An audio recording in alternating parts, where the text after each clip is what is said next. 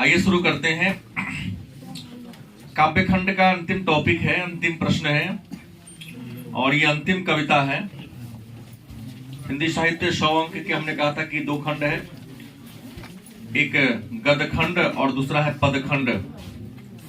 गद्यखंड में भी 13 टॉपिक हैं और पदखंड में भी। तो ये 13वां नंबर पाठ है, नाम है गांव का घर। पाठ का नाम क्या है? गांव का घर। और आपको बता दें, गांव का घर कविता के लेखक ज्ञानेंद्रपति। गांव के घर कविता के लेखक कौन है? ज्ञानेंद्रपति। और गांव के घर कविता को संशय आत्मा नामक पुस्तक या कविता संग्रह से लिया गया है। संशय आत्मा एक कविता संग्रह है जिसके रचनाकार ज्ञानेंद्रपति है। उसी संशय आत्मा नामक पुस्तक से, काव्य संग्रह से गांव के घर शीर्षक कविता को लिया गया है। और आपको बता दें, संशय आत्मा के लिए ज्ञानेंद्रपति को 2006 ईस्वी में या 2006 में साहित्य अकादमी पुरस्कार मिला था। तो ज्ञानेंद्रपति, जिनका जन्म 1 जनवरी 1950 ईस्वी को झारखंड राज्य के पाथरगोडा नामक गांव में हुआ था। झारखंड राज्य के, इनके पिता देवेंद्र प्रसाद चौबे और माता का नाम सरला देवी थी। ये आधुनिक काल के कवि माने जाते हैं और इन्होंने पटना विश्वविद्यालय से अंग्रेजी में एमए की शिक्षा प्राप्त किया था और अंग्रेजी में एमए करने के बाद पुनः मुजफ्फरपुर विश्वविद्यालय, या यूं कहें कि बाबा साहब भीमराव अंबेडकर विश्वविद्यालय को, जिसको बिहार विश्वविद्यालय भी कहा जाता है, से इन्होंने दूसरी बार हिंदी भाषा से एमए की शिक्षा प्राप्त किया था। शिक्षा पूरी करने के बाद इन्होंने बीपीएससी मतलब Bihar public service commission, Bihar लोक सेवा आयोग में यह चयनित हुए और बिहार लोक सेवा आयोग में चयनित होकर इन्होंने कारा अधीक्षक मतलब जेल के प्रबंधक के रूप में इन्होंने क्या किया था? काम किया था। हालांकि इनका स्थायी क्या होता है, इनका अस्थायी निवास स्थान उत्तर प्रदेश के वाराणसी में था और इन्हें साहित्य अकादमी पुरस्कार संशय आत्मा के लिए 2006 में मिला था। ज्ञानेंद्रपति के द्वारा लिखा गया जो कविता संग्रह है उसका नाम है आंख हाथ बनते हुए। शब्द लिखने के लिए ही यह कागज बना है। गंगा तट, संशय आत्मा, भिनसार, कविनिका। इन्होंने एक चक्र नगरी नामक एक पुस्तक लिखी और एक चक्र नगरी काव्य नाटक है, कविता के रूप में लिखा गया क्या है? नाटक है। और पढ़ते गढ़ते ज्ञानेंद्रपति के द्वारा लिखा गया क्या है? कथा साहित्य है। तो आज हम लोग ज्ञानेंद्रपति के द्वारा लिखा गया एक कविता पढ़ेंगे जिसका नाम है गांव का घर। और गांव के घर शीर्षक कविता में ज्ञानेंद्रपति ने ग्रामीण परिवेश प्राचीन काल में, या यूं कहें कि 1990 के पूर्व हमारे भारतीय समाज में ग्रामीण संरचना कैसे थी, लोग किस तरह से जीवन यापन करते थे, गांव के लोगों के जीने का तौर तरीका क्या था,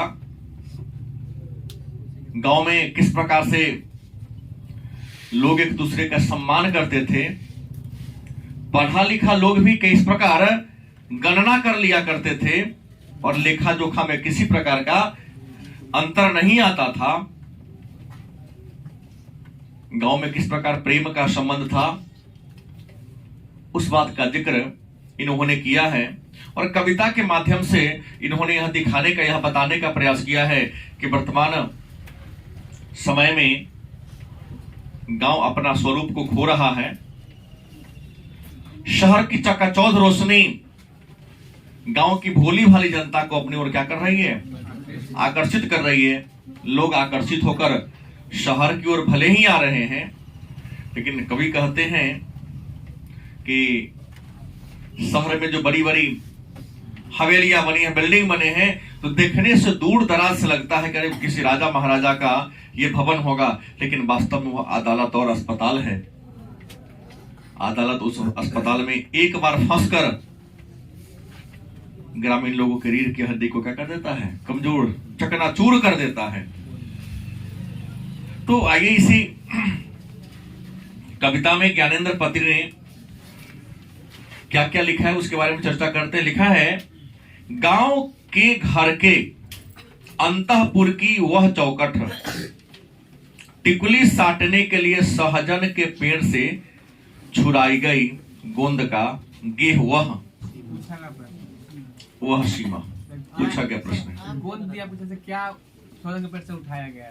प्रश्न है, कवि ये कहते हैं इस पहले पद में, ज्ञानेंद्र पद लिखते हैं कि गांव के घर के अंतःपुर, अंतःपुर का मतलब मेन गेट के अंदर, आंगन के बाद जो घर होता है, अंतःपुर जहां महिलाओं का निवास होता है। अब तो फैशन के दौर में देखने को मिला है, बड़े बड़े शहर में जाके देखे टिकुली किसे कहते हैं बहुत लोग जानता भी नहीं है। सही बोल रहा हूं? हम दिल्ली में गए, एक बार हमको 20-25 दिन रहने का अवसर मिला। 99 या 2000 के आसपास इंटर पास करके गए थे। अवकाश था, हमने रह गए वहां। पता ही नहीं चलता था कि महिला कौन है, लड़की कौन है। बड़ी लंबा चौड़ा 10-12 दिन वहां रहे, तो हमको मूल्यांकन अपने आप से पूछे, तो शर्मा एक भाई किससे पूछे, तो पता चला दोनों में डिफरेंस क्या है कि जो एकदम गाढ़ टहकार लिपस्टिक लगा समझो वो शादीशुदा है, और थोड़ा सा जिसमें कमी हो वो शादीशुदा नहीं है, क्योंकि वहां सिंदूर और टिकुली का रिवाज ही नहीं है। गांव में तो हम लोग देखे हैं कि लड़कियां सलवार सूट पहनती है, ये शॉर्ट पैंट पुरुष के लिए बना है, हमने तो ये देखा था। वहां गए तो साड़ी का परिभाषा ही नहीं। महिलाएं घर में है तो बाबा की तरह चोंगा पहनती थी, झोरा, जिसका जो नाइटी कहते हैं। विभिन्न त्योहार के अवसर पर साड़ी खरीदा जाता है, लेकिन पेटी ही उसको पहनता है। तो प्रश्न है, कवि कहते हैं कि ग्रामीण परिवेश के बारे में 1990 से पहले की आप जाके कहानी देखो, शायद हमने इस चीज को देखा है कि गांव के घर के अंतःपुर, माने अंदर वाला घर का जो चौकट, घर में प्रवेश करने वाला जो गेट होता था, उसमें लकड़ी के लगा, उसे चौकट कहा जाता था। हमें याद है जब छोटे थे, कहीं खेत की तरफ घूमने गए, आम का पेड़ देख लिए, सजन का उससे लस्सा निकलता था, जिसे गोंद कहते हैं, उठा के लाते थे कि मम्मी इससे क्या करेगी, टिकुली साटेगी। आज ये आ गया, हमने इस काम को किया। अब वो क्या करती थी, चौकट पे लगाती, स्नान करने गए तो उतार के कहां लगा दी, चौकट पे ऊपर, ताकि गायब ना हो जाए। तो ये कभी कहते हैं गांव का घर का क्या व्यवस्था था प्राचीन काल में कि अंतःपुर के प्रवेश करने वाला घर का चौकट हुआ करता था, सहजन का लोग गंध लगाता था, क्या, टिकुली साटने के लिए। जिसके भीतर आने से पहले खास कर आना पड़ता था बुजुर्गों को, खड़ाऊ खटखटानी पड़ती थी, खबरदार कि, और प्रायः तो उसके उधर ही रुकना पड़ता था। एक अदृश्य पर्दे के पार से पुकारना पड़ता था, किसी को बगैर नाम लिए। कवि कहते हैं कि क्या गांव की व्यवस्था थी। ये ग्रामीण परिवेश में शर्म के बारे में, मर्यादा के बारे में चर्चा किया है। आज तो पता ही नहीं चलता है कि शर्म शब्द इस पढ़े लिखे शहरी समाज में स्त्री हो या पुरुष, शब्द ही शायद गायब हो गया है। कभी व्यंग किया है। और अगर आप देखेंगे तो शर्म का परिभाषा क्या होता है, शर्म शब्द ही हटा दिया गया है डिक्शनरी से, गलत से। कभी कहते हैं कि पहले का समय था कि जब किसी के घर में नई नवेली दुल्हन हो, बेटी हो पत्नी हो तो कोई बात नहीं है, लेकिन एक पतोहू घर में आ गई, या जैसे मान लो कि मैं बड़ा हूं, हमारे छोटी भाई की क्या हो गई, शादी हो गई, तो घर में अंतःपुर मतलब आंगन में प्रवेश कर, बरामदा में तो कोई दिक्कत नहीं है, जैसे बरामदा से पार किए खांसना पड़ता था कि तुम सब सतर्क हो जाओ। बुजुर्ग लोग खांसते थे झूठों के, जबरदस्ती खांसते थे। ज्यादा हुआ तो ये हो गया, गेट पर आके खड़ाव खटखटा दिया, बुझ गया कि खड़ाव का आवाज फलनमा के हैं, बाबा के हैं, दादाजी के हैं, पिताजी के हैं, या भले भाई साहब। खड़ाव खड़खड़ानी पड़ती थी। इसके अलावे पर्दा है चाहे नहीं है, एक सांकेतिक पर्दा हुआ करता था। सुना हूं बचपन में, सुनाई चाहो लड़का सब है, किसी का नाम लिया नहीं, कुछ आवाज दे दिया। यह आज इंडिकेट करता है कि घर में बहु बेटियां हैं। बहु बेटी पर्दा का चीज होता है। हमारे हैं तो अपने अपने घर में क्या हो जाओ, प्रवेश कर जाओ।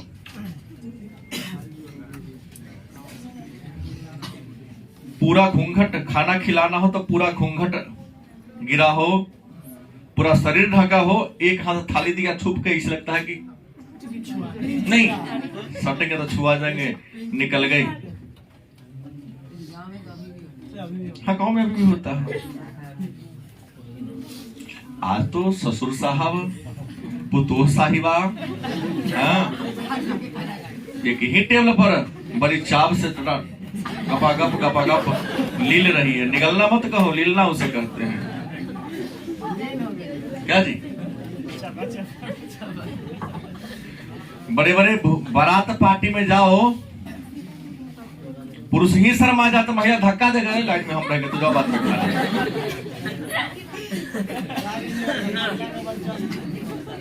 क्या जी, कभी महसूस कीजिए, आप लोग तो बच्चे हैं अभी, अब किए हैं महसूस, मुझे तो नहीं पता है, लेकिन ऐसा फीलिंग होता है कि वो आपको धक्का देके भगा रही है। और एक समय था,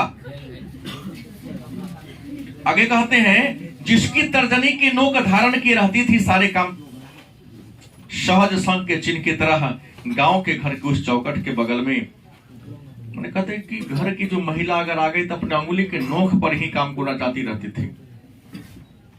और आज की बहु बेटियों के बारे में अगर देख लिया जाए, मूल्यांकन किया जाए, तो सूत्र खेखना कसले है, देख लिया कि बर्तन फटफटा रहा है तो सास मलई थे, छूट गई।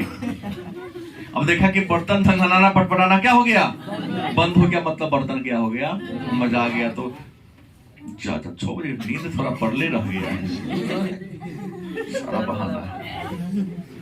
क्या पड़ी थी रात, सही है ना?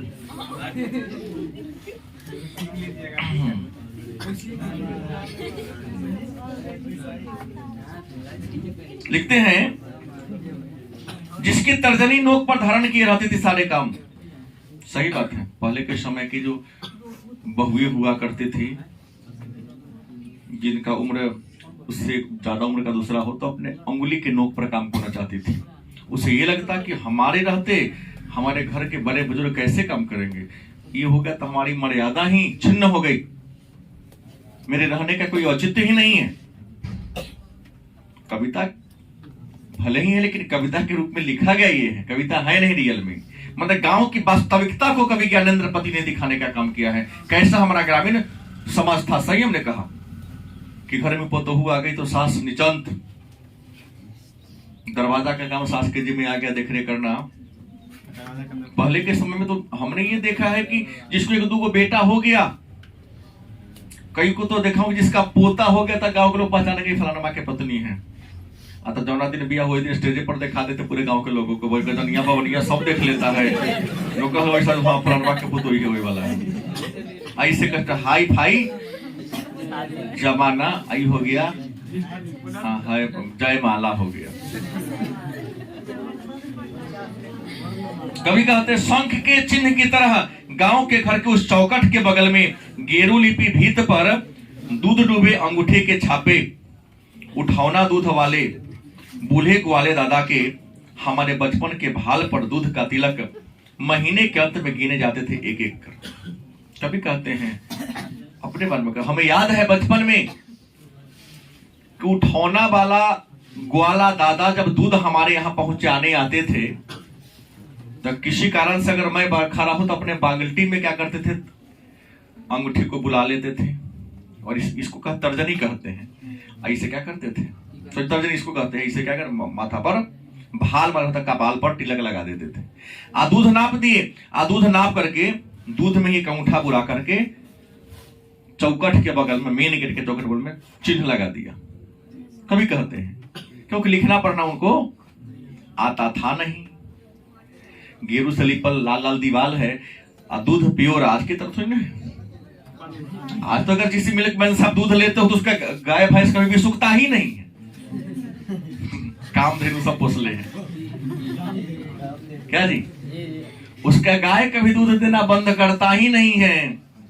शाम में सुबह में दूध लेके आते हैं, शाम में सागर का पैकेट भर करके ले जाते हैं और उसी को घोर के एक भैंसी दरवाजे पर होना चाहिए भाई, दूध कभी नहीं हटेगा। है? हम तो कहाँ बोला हूँ, इस शहर की बात हो रही है, अब सब जगह होता है। हमने एक बार सुना, एक आदमी ने कहा, हम उनको देखा नहीं लेकिन सुनता हो तो जैसे लोग सुना उन्होंने गलत नहीं कहा होगा। किसी एक था थोड़ा सामान्य लोग, इसके ने कहा कि फलना बाबू एक बोरा हमको बोझा दीजिए, मैंने पुआल दीजिए। पूरा धान का समय है अभी, कहते वो बैल खरीदे हैं तो एक पूरा एक बोझा में क्या होगा, तो वही में मालिक साल भर चल जाते हैं। ठीक है उठा लो, बहुत अपने हिसाब से एक बोझा दरवाजे पर क्या कर लिया, रख लिया। साल खत्म हो गया, बोझा का बोझा उसका मवेशी हर दिन खाता रहा। कहाँ से सब चोरा चोरा के लाता था रात में। अरे तोरा कहाँ से रोता, फलनवा से बोझा लाल रही ना। मैंने एक के आर में हर दिन दूरा पड़ा रहा है नया नया, और बचल के बचले तो ऐसा के हो गया है। एक गाँव भैंस पाल लो, एक गाय पाल लो, दिखावती क्या है ना, दूध बेचते रहो। कभी कहते हैं कि बचपन में जब हम छोटे थे तो ग्वाला दादा जब दूध देने आते थे तो अपने तर्जनी अंगुली से दूध के बाल्टी में अंगूठी को ये करके हमारे भाल पर माने कपार पर दूध का क्या लगाते थे, तिलक चंदन लगा देते थे। दूध नापने के बाद बाल्टी में जो पानी जैसे दूध बच जाता उसको अंगूठा बोर कर गेरुआ से लिपल दीवार पर चिन्ह लगा देते थे। काहे लगाते थे, गिनती के लिए। और जब महीना पूर्ण जाता था, कितना दूध हुआ तो गिनता, 1 2 3 29 30 कर दिया, बउआ 30 लीटर हो गया। तो सर फिर उसको मिटा दिया जाता था महीना के बाद। फिर महीना के बाद अब क्या कर दो, उस बात को छोड़ दिया जाए। अभी जहां तक चर्चा है, बहुत बड़ा दीवार था, लिपाई पुताई होते रहता था ना, गलती की सही। अब फिर दीवार बड़ा है ना, दूसरा महीना दूसरा तरफ लगेगा, फिर इस साइड लगेगा, फिर ऊपर लगेगा, गलत की सही, लंबा चौड़ा है। या उसको मिटा दिया जाता होगा हाथ से, फिर दोबारा छप्पा लगाता होगा। तो ऐसे करके गिनती की जाती थी। क्या वो माहौल था, कवि कहते हैं। और लोगों में प्रेम मोह क्या था।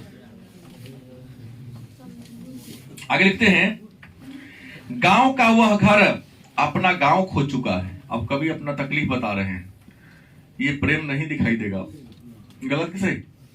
कहते गांव का वह घर अपना गांव खो चुका है, मतलब वास्तविकता को गंवा चुका है। पंचायती राज जैसे खो गए हैं पंच परमेश्वर। हमने पढ़ा है मुंशी प्रेमचंद्र का पंच परमेश्वर शीर्षक कहानी पुराने वाले सिलेबस में था। अब आपको बीए में पढ़ने को कहीं मिलेगा कि अलगू चौधरी और जुम्मन शेख की गहरी मित्रता थी। नहीं,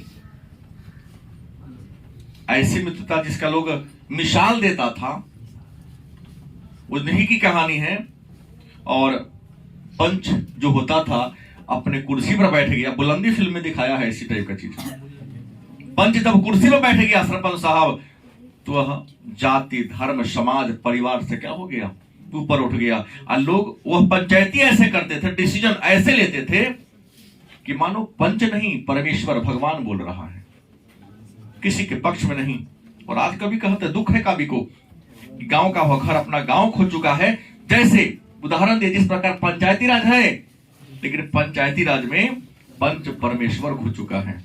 सुनने को तो मिलता है, आज मनिया से बैठा के मुर्गा भात खिला दो, तुम्हारे पक्ष में सरपंच साहब बोल देंगे, पान खाने पर बदल जाते हैं, मुंह देखी पंचायती करते हैं, सुनने में आता है। आज के सरपंच भी मुंह देखी पंचायती करते। कभी को दुख है कि इस पंचायती राज व्यवस्था में सरपंच ने अपना स्वरूप, पंच ने अपना स्वरूप खो दिया है। बिजली बत्ती आ गई है, कब की, बनी रहने से अधिक गई रहने वाली। कभी कहते हैं कि गांव में तो बहुत पहले बिजली बत्ती आ गया, लेकिन जितना देर रहता नहीं उससे वैसे गायबे रहता है। कभी नहीं कहते हैं बिजली बत्ती आ गई कब की, बनी रहने से अधिक गई रहने वाली है। जितना देर रहता नहीं है उससे अधिक कटा ही रहता है। लिखते हैं अब के बिटौआ के दहेज में टीवी भी लालटेन है, अब भी दिन भर आले में कैलेंडर से ढकी। कहते बिटौआ के ब्याह में क्या मिला था, टीवी मिला। लेकिन एक बात है, कभी कहते हैं कि गांव की जो पहचान है, आज भी जाके देखो, भले ही सबके घर में बिजली बत्ती लगा हो, लेकिन लालटेन सबके घर में होगा। लेकिन कवि को दुख है कि लालटेन तो सबके घर में है, लेकिन घर के दीवार में पहले की, जिसको हम लोग खोरली कहते हैं, लालटेन रखने के लिए, दिया रखने के लिए, तो आगे निकल गया तो ताखा कह दिए। और जो अंदर दीवार में खुदा हुआ, 15 इंच का दीवार हुआ करता था, 20 इंच का दीवार हुआ करता था। ईंट वाला घर में होता है बउआ, गलती की सही, भीत ईंट सब में होता था पहले वाले घर में। लालटेन को रखने के लिए कहते, आप बिजली बत्ती की याद आने से कभी को दुख है, लालटेन अब कैलेंडर, उस पर अब कैलेंडर रख दिया गया कि खोरली दिखाई न दे। और उसके पीछे क्या है, लालटेन रखा हुआ है। कैलेंडर से क्या करते हैं, ठक किया है, और वहां पर मिट्टी धूल कर उस पर पड़ा हुआ है। कभी कहते हैं रात उजाले से अधिक अंधेरा उगलती है। कभी कहते हैं बिजली बत्ती आ गई है, लेकिन जितना उजाला नहीं है, अंधेरा ज्यादा है। क्या है, क्योंकि देखिएगा, जो बिजली के प्रकाश में रह लिया हो, अगर उसके सामने दोबारा लालटेन या दिया का प्रकाश दिया जाए तो उसे अंधेरा से दिखाई देगा। गांव में तो चकाचौंध आती है, रोशनी चली जाती है, और लाइट कटा तो लोगों ने अपने घर से डिबिया, लालटेन, सब, तेल मिलता ही नहीं है, पूरा अंधेरा प्रतीत होता है। अंधेरे में छोड़ दे जाने से के भाव से भरती, जबकि चकाचौंध रोशनी में मदमस्त ऑर्केस्ट्रा बज रहा है, कहीं बहुदूर पट भिरकाए। कभी कहते अंधेरा है, लेकिन शहर में, गांव से दूर शहर में मदमस्त ऑर्केस्ट्रा बज रहा है, जिसका ध्वनि, जिसका आवाज गांव के लोगों को अपनी ओर क्या कर रहा है, आकर्षित कर रहा है। कि आवाज भी नहीं आती यहां तक, न आवाज की रोशनी, न रोशनी की आवाज। कभी कहते बज तो रहा है, लेकिन ऑर्केस्ट्रा का आवाज गांव तक नहीं पहुंचती है, न आवाज की रोशनी, न ही रोशनी की आवाज। लेकिन एक बार है, माहौल फैला दिया गया है। क्या, अमुक तारीख पर अमुक महीना में क्या होता है, आता ही पहले फिक्स था। जैसे मैं आपको बता दूं कि कार्तिक पूर्णिमा के दिन विश्व का सबसे बड़ा पशु मेला, सोनपुर मेला, जिसे हरिहर छत्तर मेला भी कहते हैं, संजोग अभी उसका अवसर चल रहा है। वो वहां विभिन्न प्रकार के पशु पक्षी का मेला तो लगता ही है। दुनिया में हर चीज का वहां पर क्रय विक्रय होता है, ऐसा कोई वस्तु ही ना है जिसका वहां पर क्रय विक्रय ना होता है। और विभिन्न प्रकार के तमाशा वाले भी, कलाकार भी वहां अपनी कला को क्या करने आते हैं, दिखाने आते हैं। होरी, चैती, बिरहा, आल्हा, गुगे लोक गीतों के जन्मभूमि भी में भटकता है। एक शोक गीत अनगाया, अनसुना, आकाश और अंधेरे को काटते। कभी कहते हैं कि हमारे गांव में एक पहले बात थी, जब हम आपकी उम्र में थे, मुझे याद है कि 1:30 बजे लोकगीत चलता था रेडियो पर। सुने हैं आप लोग? टेलीविजन पर भी एतवार के एतवार चित्रहार दूरदर्शन पर चलता था। सप्ताह में 3 दिन ही फिल्म चला करती थी, शुक्रवार, शनिवार, रविवार। बड़ी उत्सुकता हुआ करती थी, नहीं कि छुट्टी होगा, चलो बैटरी वाला टेलीविजन हुआ करता था, बिजली नहीं थी, बैटरी को चार्ज करा करके रखा जाता था कि आज शुक्रवार को देखा जाएगा। फिर शनिवार के दिन चूंकि हाफ डे ड्यूटी होता था तो 2 बजे के बाद चलता था। संडे के दिन चूंकि मैक्सिमम लोगों का अवकाश होता था तो दिन में महाभारत और रात में रामायण, और एक 4 बजे से लेकर 6 बजे तक 7 बजे तक सिनेमा चलता था। ठीक था, जीने का तौर तरीका ठीक था। समाचार का भी क्या था, समय था, कितना बजे समाचार होगा। अब तो समय ही नहीं है, 24 घंटा समाचार उसी को दोहरा रहा है। और जब किसी चैनल को खोलो कंटिन्यू एक सिनेमा खत्म, दूसरा सिनेमा, महत्व ही घट गया है। क्या जी?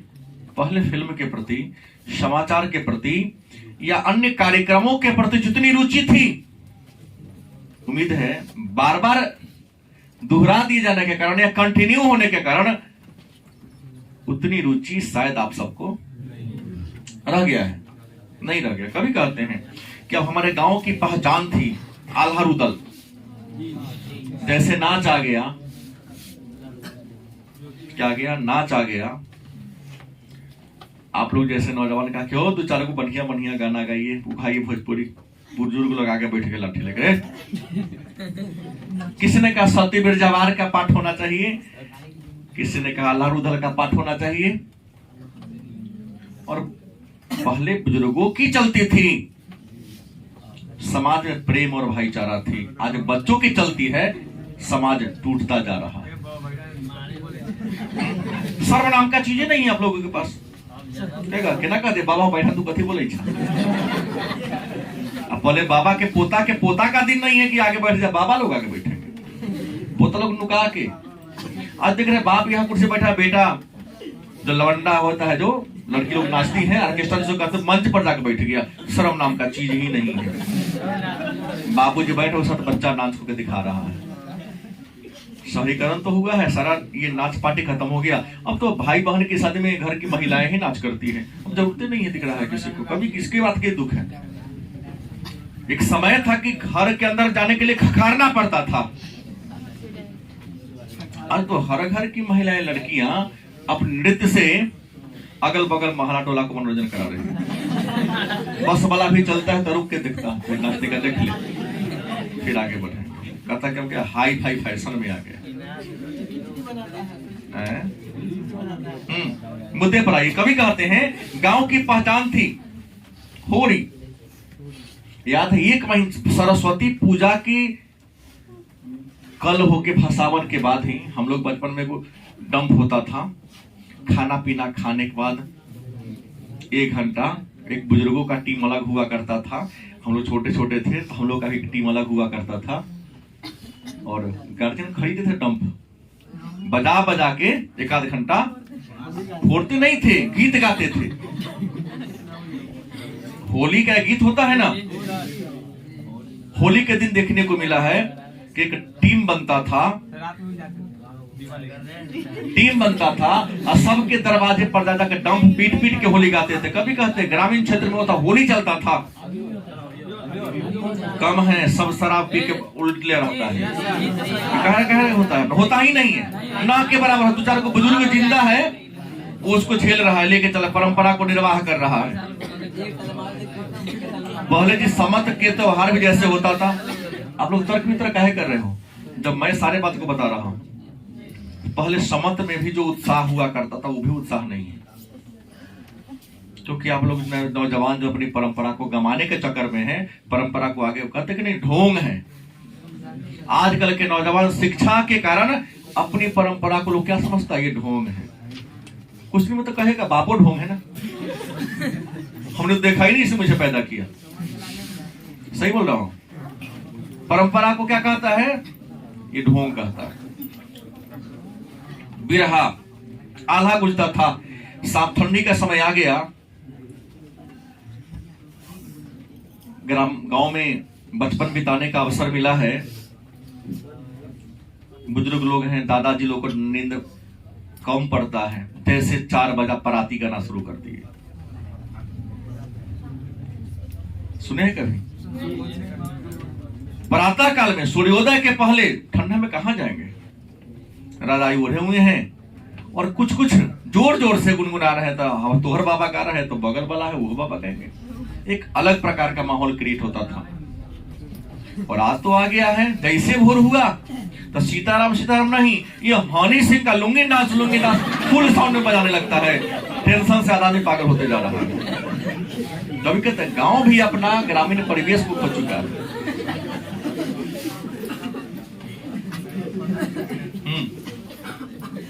कहता लोकगीत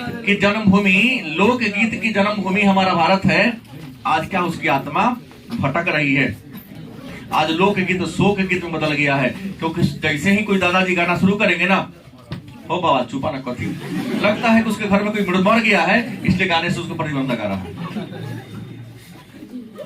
जिस गीत का तुम अर्थ नहीं समझते हो उसको जोर जोर साउंड में बजवाते हो।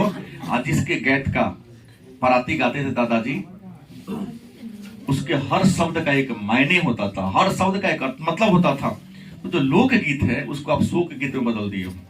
आज इस गीत का कोई मतलब ही नहीं है।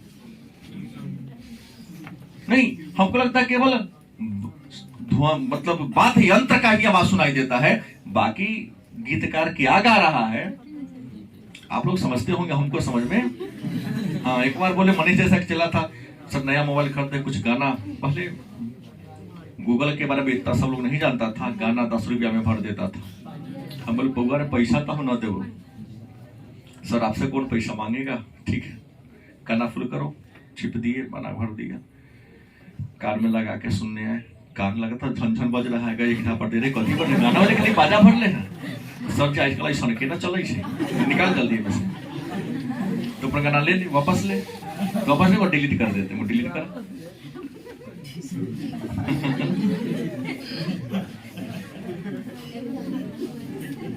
दस कोस दूर से शहर से आने वाला सर्कस का बुलौआ प्रकाश तो कब का मर चुका। सही बात है।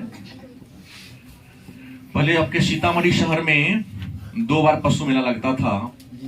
अभी कार्तिक पूर्णिमा, अगहन पूर्णिमा के मेला लगता था पशु मेला, और एक चैत्र रामनवमी में लगता था मेला। गौशाला कैंपस देख रहे हैं सीतामढ़ी में, उसके अगल बगल में दादाजी से अपने पूछना, अपने पिताजी से पूछना, वो बताएंगे भयंकर बहुत बड़ा पशु मेला लगता था। और जब तुम लोग का घर था ना, अपना घर बना के रहा है, पूरा एरिया ही पहले बैल का मेला हुआ करता था। पूरा रीगा रोड का जो बांध के उधर जो देख रहे हैं, पूरा मैदान खाली था। चैत्र रामनवमी के दिन मेला का उद्घाटन होता था, 20-25 दिन लगातार मेला। उस मेला में सर्कस आता था भाई। उस समय तो आज की तरह पोस्टर या प्रचार जैसे करता है कोचिंग वाले, कोई तो व्यवस्था थी नहीं, लेकिन लाइट होता था रात में, वो जलाता था, कई का कोस दूर तक उसका लाइट का फॉक्स जाता था। फॉक्सिंग जाते ही लोग समझ गए सर्कस आयल। क्या गया वही लिखता बुलौआ प्रकाश, वह प्रकाश जाते ही गांव के लोग समझ जाते क्या आया हुआ है, सर्कस आया हुआ है। और गांव के लोग प्लान करते, टीम बनाते और शहर में आकर उस सर्कस को क्या करते, और सर्कस में हाथी, घोड़ा, बाघ, शेर, इन सबको या कलाकार के विभिन्न प्रकार के कला को देखकर आनंद उठाते थे। तो सर्कस कुछ वर्षों के बाद सर्कस कहते किसे है तुम्हारा पीढ़ी नहीं जानेगा, तुम्हारे बाद का जो पीढ़ी होगा सर्कस नहीं जानेगा। आई बुलौआ प्रकाश का तो मतलब ही छोड़ दिया जाए। कभी कहते हैं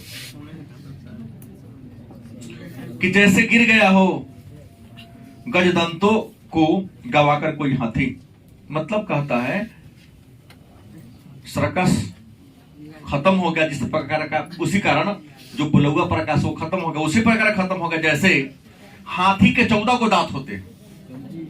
हाथी को कितने दांत होते हैं? तो 2 को लंबा लंबा दिखता है, उस दांत से खाता उसको गजदंत कहते हैं। क्या कहते हैं? गजदंत कहते हैं, और वह दांत के कारण ही हाथी सुंदर दिखाई देता है।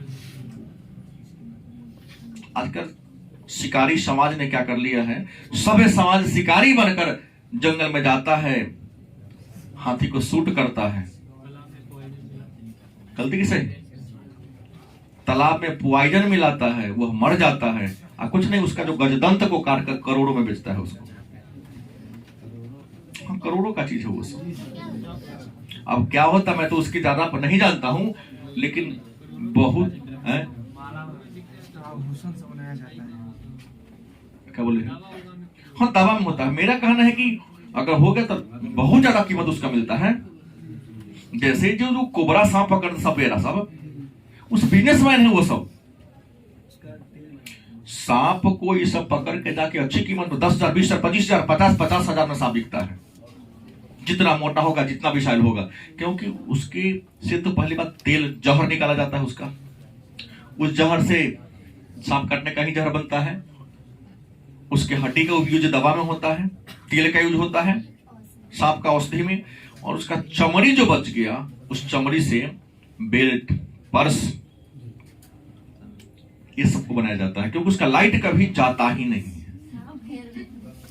बात समझ गए?